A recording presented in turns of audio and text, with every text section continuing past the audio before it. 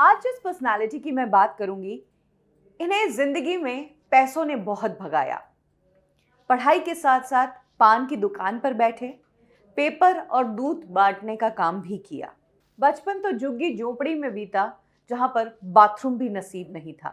इस पैसों ने जिंदगी में जैसे भगाया वैसे ये भागे और आज उस मुकाम पर है कि ये आगे चलते हैं और पैसा इनके पीछे चलता है। बात करेंगे उस शख्स की जो पेशे से तो इंजीनियर है, लेकिन पैशन से एक्टर है, कोरियोग्राफर है, इन्फ्लुएंसर है और सबसे बड़ी बात, बिग बॉस 16 के सबसे डिजर्विंग कैंडिडेट थे।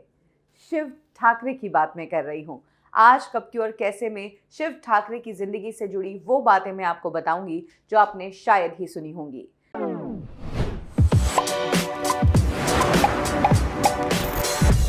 शिव ठाकरे का जन्म महाराष्ट्र के अमरावती में हुआ।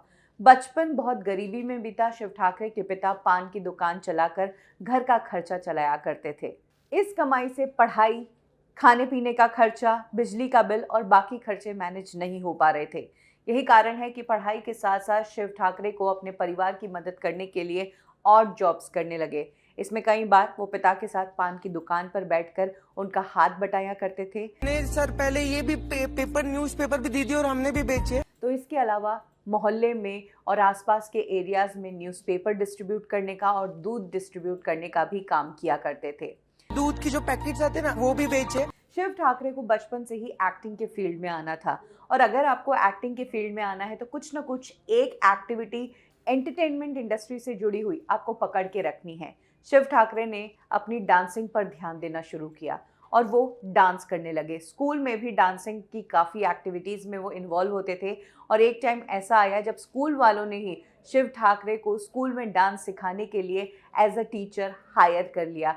उन्हें 75 रुपये मिला करते थे स्कूल में डांस सिखाने के लिए।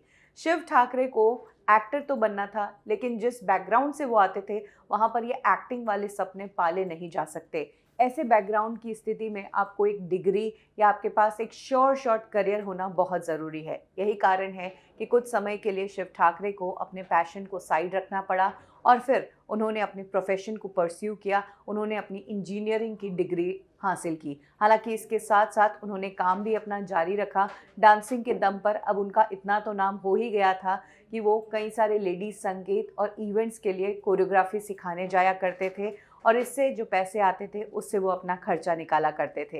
अभी मैं सभी काम करता हूँ, बट अभी फिलहाल डांस, कोरियोग्राफी करता हूँ, संगीत और इवेंट मैनेजमेंट करता हूँ। यानी कि अब दूध बेचना और न्यूज़पेपर बांटने का काम बंद हो गया था, डांसिंग से पैसा आने लगा था और धीरे धीरे जो पैसे आए उससे शिव ठाकरे ने अपनी एक डांसिंग अकेडमी खोल ली। अकेडमी खोलने के बाद इनकम थोड़ी बढ़ने लगी। एक फिक्स इनकम हो गई कि 20 से 25 हज़ार तो वो कमाने ही लगे थे। लेकिन शिव ठाकरे इन परिस्थितियों में भी अपना सपना नहीं भूले थे। वो अभी भी एक्टिंग के लिए तैयारी कर रहे थे। जो भी डांसिंग अकेडमी से पैसा आया करता था उससे कुछ पैसा वो अपने घर खर्च में देते थे और कुछ पैसा खुद पर खर्च करते थे। बॉडी बनाने में उन्होंने काफ़ी इन्वेस्ट किया, अपनी फिजिक को मेंटेन किया। अभी डांस क्लास चलता है मेरा अच्छा खासा, मतलब 10, 20, 22 हज़ार मिलता है। घर पे भी देता हूँ, खुद पे भी खर्चा करता हूँ, क्योंकि उन्हें पता था कि एंटरटेनमेंट इंडस्ट्री में ऐसी फिजिक की भी बहुत ज़रूरत है। इसके बाद शिव ठाकरे ने कई सारे रियलिटी शोज में ऑडिशन देना शुरू किया। उन्होंने डांस इंडिया डांस और बूगी वूगी में तो बचपन में ही ऑडिशन दे दिया था, लेकिन अब वो अलग तरह के रियलिटी शोज में जाना चाहते थे। यही कारण है कि उन्होंने रोडीज के लिए ऑडिशन किया। रोडीज में कई बार ट्राई करने के बाद फाइनली उन्हें ऑडिशन देने का मौका मिला और जैसे ही उन्होंने ऑडिशन दिया उन्होंने सबको रुला दिया।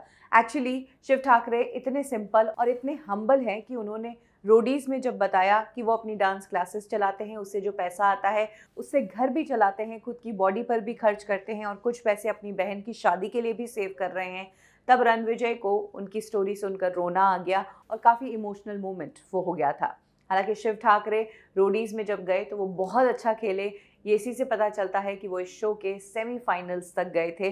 शिव ठाकरे की यहाँ से फैन फॉलोइंग अच्छी खासी शुरू हो गई। इसके बाद शिव ठाकरे ने बिग बॉस के लिए भी ट्राई किया। बिग बॉस मराठी के लिए वो सेलेक्ट हुए। कई राउंड्स के बाद उन्हें इस शो में जाने का मौका मिला, लेकिन इस शो में भी वो ऐसे ही नहीं गए थे, एक गेम प्लान के साथ गए थे और बहुत शानदार तरीके से उन्होंने ये गेम खेला।